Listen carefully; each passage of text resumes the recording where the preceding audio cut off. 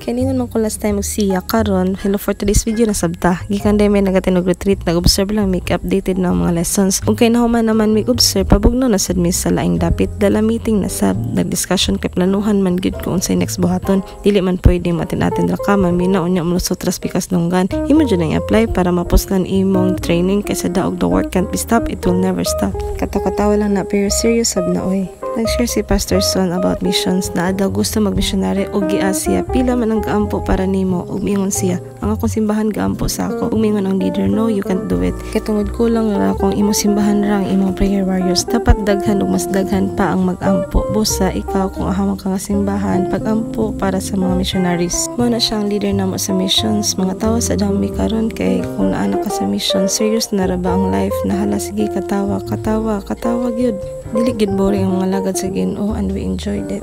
Ug mag-closing prayer na sabta sa sunod na pod.